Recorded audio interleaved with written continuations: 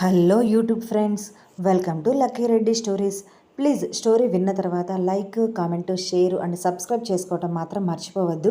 ఇది suspense story అండి. మీరు స్టోరీ మిస్ అయితే, ఒక్క భాగం మిస్ అయిన స్టోరీలో సస్పెన్స్ మిస్ అయిపోతుంది. ప్లీజ్ స్కిప్ చేయకుండా మొత్తం వినడానికి ట్రై చేయండి. కావాలంటే ఫాస్ట్ ఫార్వర్డ్లో పెట్టుకొని వినండి. రుద్ర కార్ డాష్ బోర్డు మీద చెయ్యి పెట్టడంతో కొంచెం తక్కువగా నొప్పి అనిపించి, బ్రతికించావురా బాబు, ఏం చేశావో చెప్పమంటే ఇదేంట్రా బ్రేక్ వేస్తావు అని అన్నాడు నేత్ర. నువ్వు ఇలాంటి ఎక్కసెక్కాలు మాట్లాడటం ఆపేస్తే అప్పుడు నేను ఇలాంటివి చెయ్యకుండా ఉంటాను. ఇంతకీ ఎక్కడికి వెళ్దాం అని తన ఫేస్లో ఎక్స్ప్రెషన్ మాత్రం అదే సీరియస్నెస్ మెయింటైన్ చేస్తూ ఉంటాడు రుద్ర. నువ్వు ఇలానే సీరియస్గా ఉంటే ఆ యష్మి నిన్నెందుకు ప్రేమిస్తుందిరా, అస్సలు ప్రేమించదు అని చెప్పి ఫేస్ పక్కకు తిప్పుకుంటాడు. ఎక్కడికి వెళ్ళాలో చెప్పకుండా నేత్ర. వీడి దగ్గర బలుపు మామూలుగా లేదు అని తల మీద గట్టిగా ఒక్కటి కొట్టి కారు మరలా స్టార్ట్ చేస్తాడు డ్రైవింగ్ రుద్ర. రుద్ర కొట్టిన చోట రుద్దుకుంటూ నవ్వుకుంటూ మరల రుద్రకి ముద్దు పెట్టడానికి దగ్గరకు వస్తాడు నేత్ర. నేత్ర పెదవులకు చేతిని అడ్డం పెట్టి, ఈ పెట్టేది ఏదో సాత్వికకు పెట్టరా, నీ వెనకాలే తిరుగుతుంటుంది అని అన్నాడు రుద్ర. నేను పెట్టకపోయినా నా మరదలు నా వెనక తోకలా తిరుగుతుంది. ఇక ముద్దు పెడితే నన్ను కాస్త కూడా డిస్టెన్స్ మెయింటైన్ చేయకుండా నన్నే అతుక్కొని ఉంటుంది. అందుకే దానిని కాస్త డిస్టెన్స్లోనే ఉంచాను అని అన్నాడు నేత్ర. ఆ విషయం పాపం దానికి తెలియక ఎంత బాధపడుతుందో. ఏదో ఒకరోజు అది చదివిన డాక్టర్ చదువుతోనే ఒక్క ఇంజెక్షన్ తెచ్చి నీకు పొడుస్తుందిరా, అప్పుడు నాకు ఆనందం అని సర్కాస్టిక్గా నవ్వుతూ అన్నాడు రుద్ర. రేయ్, ఎందుకురా ఇంజెక్షన్ పేరు చెప్పి భయపెడతావు అని ఫేస్ ఎక్స్ప్రెషన్ అంతా భయంగా పెట్టి అన్నాడు నేత్ర. రుద్ర నేత్ర ఫేస్ ఎక్స్ప్రెషన్స్ చూసి గట్టిగా నవ్వుతాడు.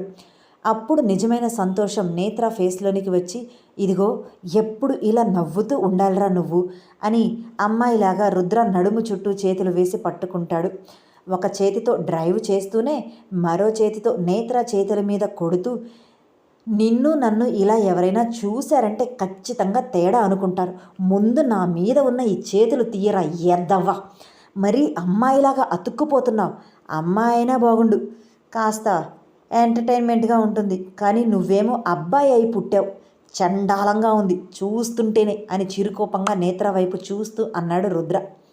అంత దమ్ము ధైర్యం ఎవ్వరికీ లేదు. నాకు ఇక్కడ ఇదిగో ఇలానే బాగుంది. చిన్నప్పుడు కూడా ఇదిగో ఇలానే నిన్ను పట్టుకొని నిద్రపోయేవాడిని కదా అని భావోద్వేగంగా అంటాడు నేత్ర. ఆ రోజులను తలుచుకొని మాట్లాడటం కూడా ఇష్టం లేని రుద్ర సైలెంట్గా రోడ్డు వైపు చూస్తూ ఉంటాడు. రుద్ర ఫీలింగ్స్ని అర్థం చేసుకున్న నేత్ర, సర్లే కాస్త ప్రశాంతంగా ఉండే ప్లేస్ దగ్గరకు తీసుకొని వెళ్ళు అని చెప్పి తన ప్లేస్లో కరెక్ట్గా కూర్చొని వెనక్కి వాలిపోతాడు. అప్పుడు రుద్ర నేత్రని చూసి ఒక చిన్న స్మైల్ ఇచ్చి ఒక చేతితో అతని చేతి మీద చేతిని వేస్తాడు. నేత్ర కళ్ళు మాత్రం తెరవడు, కానీ పెదవులు మాత్రం విచ్చుకుంటాయి.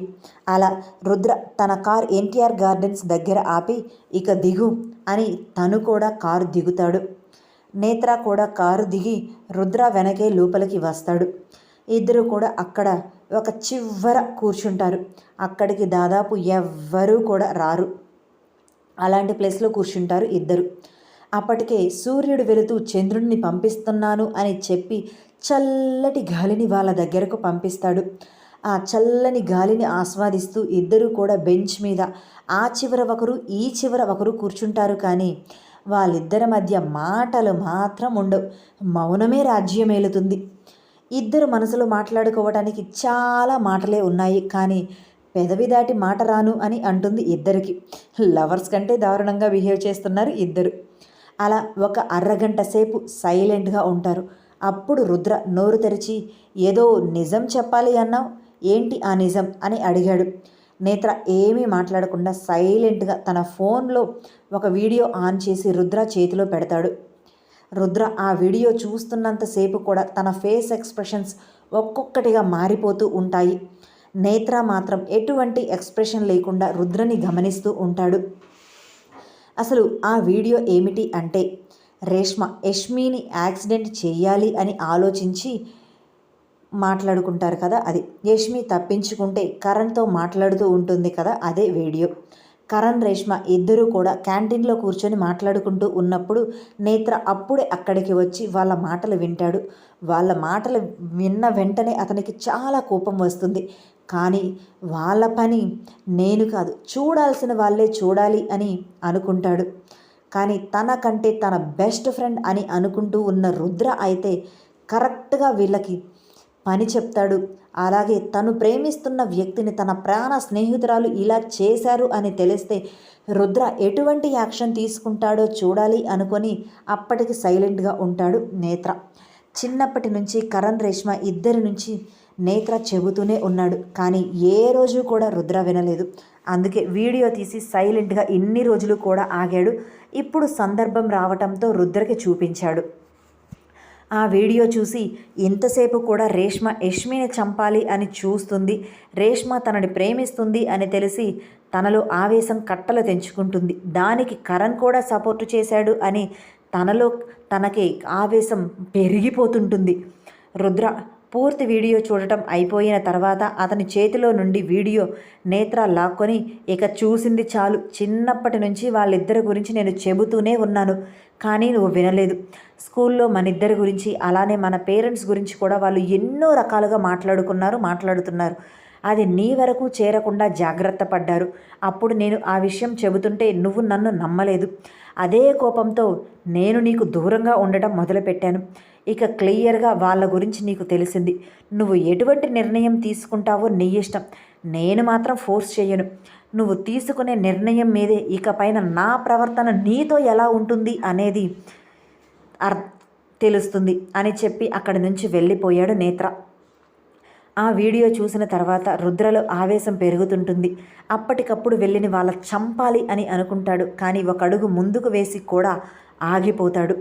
వాళ్ళు నన్ను నమ్మించి మోసం చేశారు. నా పక్కనే ఉంటూ నేను ప్రేమించిన అమ్మాయిని చంపాలి అనుకున్నారు. అలానే రేష్మ నన్ను ప్రేమిస్తూ నన్ను తన వైపు తిప్పుకోవాలి అని ప్రయత్నం చేసింది. కానీ నేను అసలు తన మీద ప్రేమను కూడా చూపించకపోవటంతో యష్మిని చంపాలి అనుకున్నారు. దానికి తోడు కరణ్ కూడా.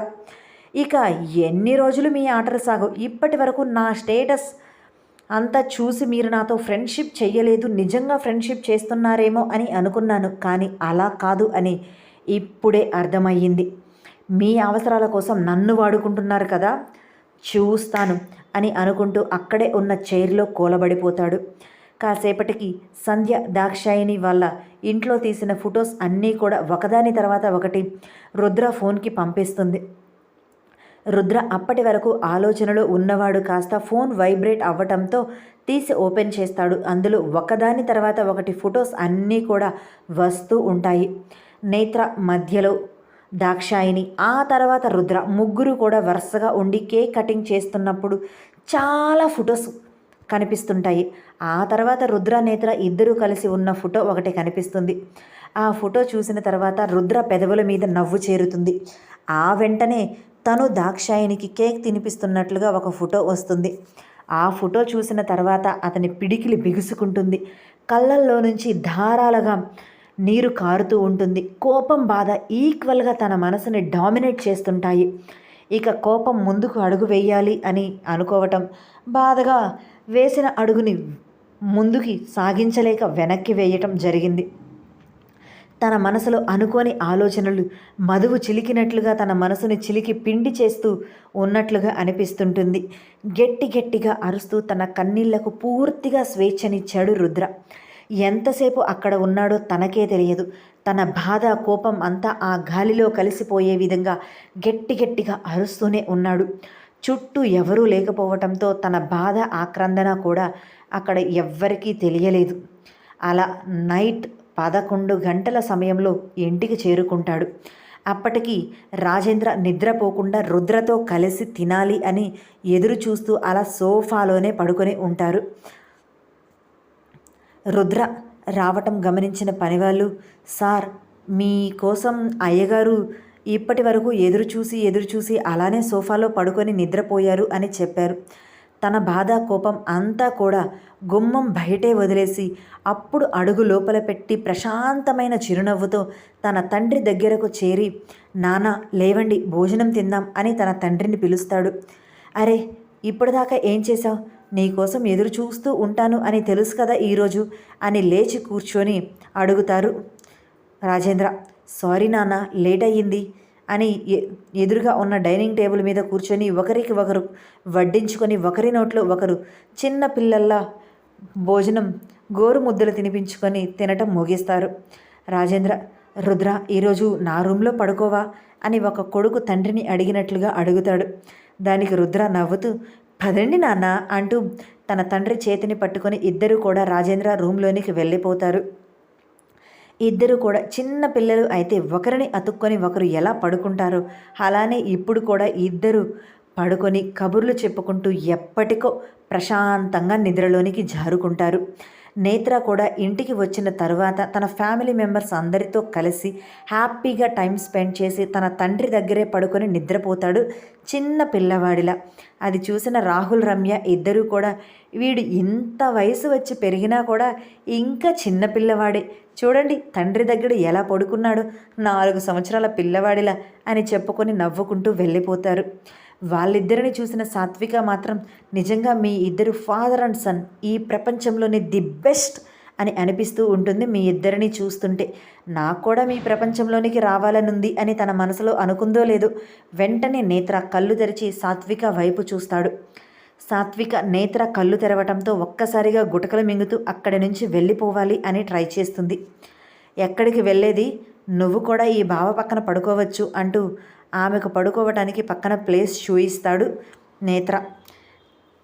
నేత్రకి ఒకవైపు తన తండ్రి, మరోవైపు సాత్విక ఇద్దరిని అలా చూస్తూ కనులు మూసుకుంటాడు. మహేంద్ర మాత్రం వాళ్ళిద్దరిని చిరునవ్వుతో చూస్తూ నిద్రపోతారు. సాత్విక మాత్రం తన బావ ఎన్నో సంవత్సరాల తర్వాత అలా పిలవటంతో చాలా ఆనందంగా అతని చుట్టూ చేతులు వేసి గట్టిగా పట్టుకొని గుండెల మీద ఒక చిరుముద్దు ఇచ్చి నిద్రను ఆహ్వానిస్తుంది. కానీ తన సంతోషం తనని ఉక్కిరి బిక్కిరి చేస్తూ నిద్రకు దూరం చేస్తుంది. అలా ఎప్పటికో నిద్రలోనికి జారుకుంటుంది. మహేంద్ర, సాత్విక ఇద్దరు మాత్రం ఎప్పటికో నిద్రలోనికి జారుకున్నా నేత్ర మాత్రం కళ్ళు మూసుకుంటాడు. కానీ ఆ కళ్ళ ముందు ఎన్నో ఆలోచనలు, ఎన్నో జ్ఞాపకాలు తన కళ్ళ ముందే కదలాడుతున్నట్లుగా కనిపిస్తూ ఉండటంతో ఆ నైట్ అంతా కూడా నిద్రకు దూరం అయిపోతాడు. ఎప్పటిలా అందరూ కాలేజీకి వస్తారు. సంధ్య చాలా సందడిగా నేత్ర అన్నయ్య, రుద్ర అన్నయ్య అంటూ వాళ్ళనే పట్టుకొని తిరుగుతూ గోల గోల చేస్తుంటుంది. యష్మి మాత్రం ముందు రోజు జరిగినది తనకు గుర్తుకు వస్తూ ఉంటాయి. రుద్ర, నేత్ర ఇద్దరినీ చూస్తూ ఉండటంతో తను ఆ ఆలోచనలతోనే గడుపుతూ ఉంటుంది. పాపం తన మైండ్ అంతా బ్లాంక్ అయ్యి ఉంటుంది. ఏ ప్రశ్నకు కూడా ఏ ఒక్కరూ సమాధానం కరెక్ట్గా చెప్పటం లేదు. తన ప్రశ్నకు సమాధానం ఎప్పటికి దొరుకుతుందా అని ఆలోచనలోనే ఉండిపోయింది. రుద్ర ఎప్పటిలా వాళ్ళందరికీ దూరంగా ఒక పక్కన కూర్చుంటాడు. అప్పుడే కరణ్, రేష్మ ఇద్దరూ కూడా రుద్ర పక్కన వచ్చి కూర్చుంటారు. హాయ్ రుద్ర అని చెబుతూ. నేత్ర రుద్ర రియాక్షన్ ఎలా ఉంటుంది, తనకి ఇప్పుడు నిజం తెలిసింది. ఇంతకు ముందులా క్లోజ్గా ఉంటాడా లేదంటే దూరం పెడతాడా అని రుద్ర వైపే చూస్తూ ఉంటాడు. రుద్ర ఓ వైపు నేత్రనే గమనిస్తూనే ఎప్పటిలా ఆ ఇద్దరితో సరదాగా మాట్లాడుతుంటాడు. ముందు రోజు అంత నిజం కళ్ళకు కట్టినట్లుగా చూపించినా కూడా ఇప్పుడు రుద్ర ప్రవర్తనలో ఏ చిన్న మార్పు కూడా రాకపోవటంతో నేత్రకి కోపం బాగా పెరిగిపోయింది. వెంటనే పిడికిలి బిగించి కోపంగా రుద్రని చూస్తూ అక్కడి నుంచి వెళ్ళిపోయాడు. రుద్ర వెళుతున్న నేత్ర వైపే పెదవులు దాటని నవ్వుతో చూస్తూ కరణ్, రేష్మ ఇద్దరి కళ్ళ వైపే చూస్తూ వాళ్ళ ప్రవర్తనని గమనిస్తూ ఉంటాడు. కరణ్, నేను యష్మిని కాలేజీ అయిపోయిన వెంటనే పెళ్లి చేసుకోవాలి అనుకుంటున్నాను. దానికి యష్మి ఒప్పుకుంటుందా అంటే డౌట్. కాబట్టి తనని బలవంతంగా పెళ్లి చేసుకోవాలి అనుకుంటున్నాను. అప్పుడు మీరు నాకు సహాయం చేస్తారా అని అడిగాడు రుద్ర. ఆ మాటతో కరణ్, రేష్మ ఇద్దరికీ కూడా పచ్చి వెలక్కాయ నోట్లో పడ్డట్లుగా అవుతుంది. కక్కలేరు, మింగలేరు.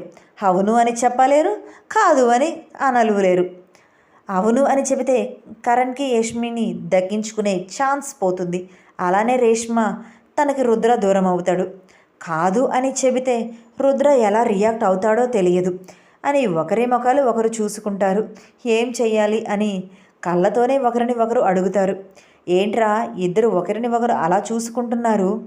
మ్యాక్సిమం 6 నెలల్లో కాలేజీ అయిపోతుంది కదా, ఇక ఆ తర్వాత వెంటనే నేను తనని పెళ్లి చేసుకోవాలి అనుకుంటున్నాను, అది కూడా సీక్రెట్గా.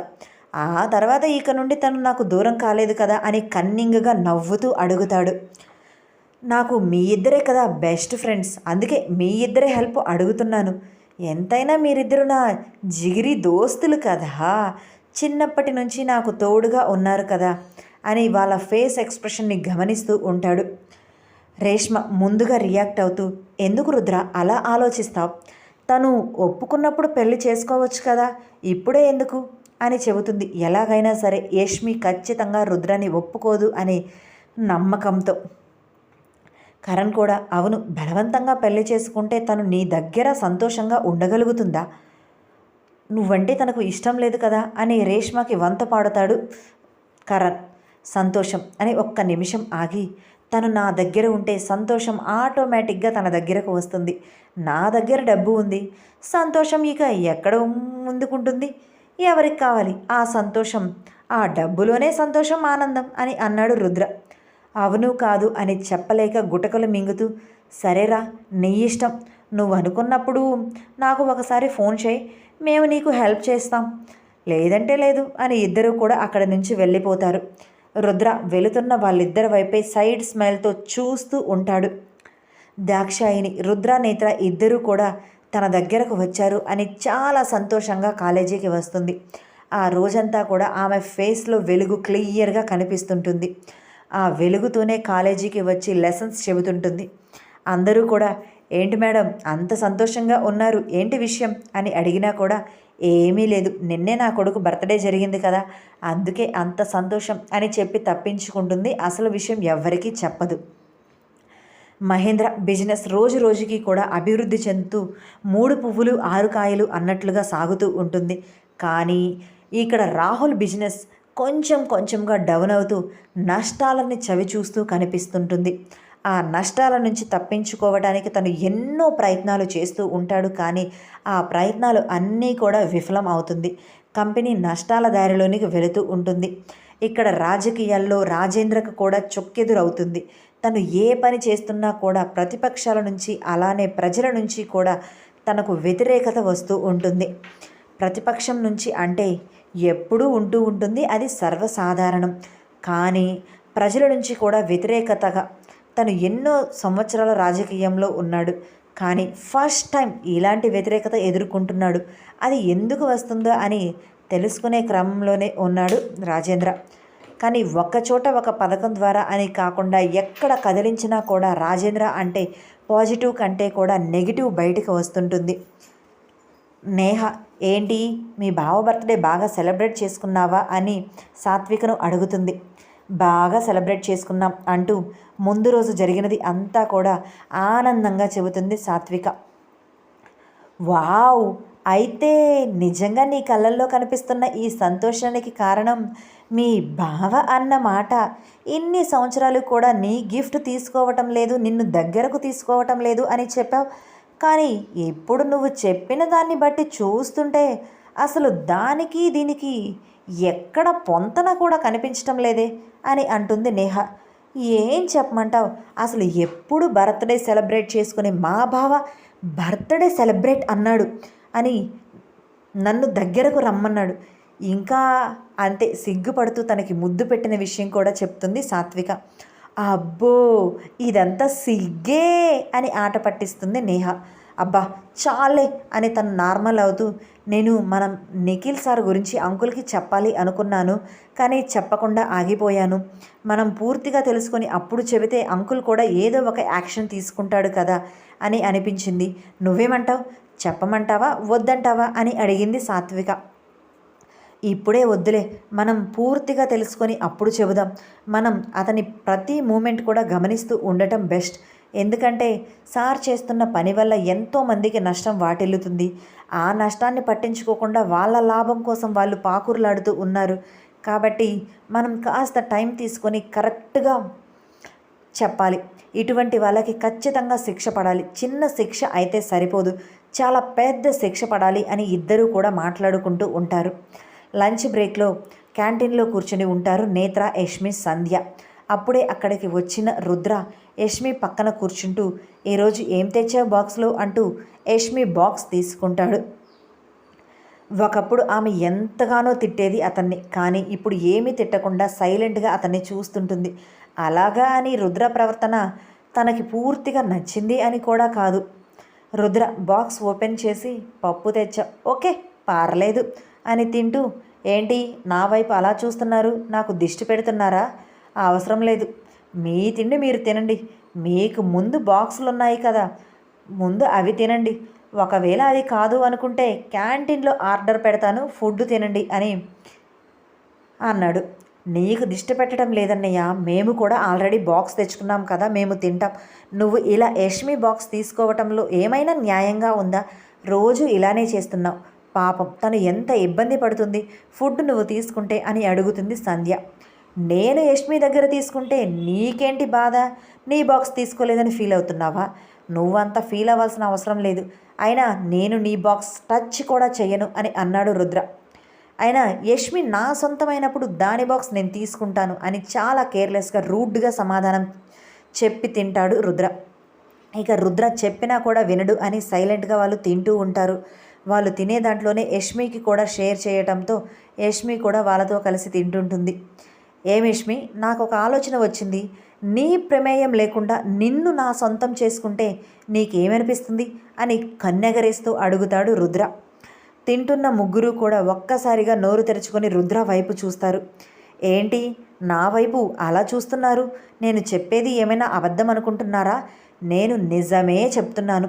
నీకు ఇష్టం లేకుండా నిన్ను నా సొంతం చేసుకుంటే అప్పుడు నీ అభిప్రాయం ఏంటి అని మరొకసారి అడిగాడు రుద్ర. ఇది ఇవాల్టి story. Please like, share, comment, subscribe.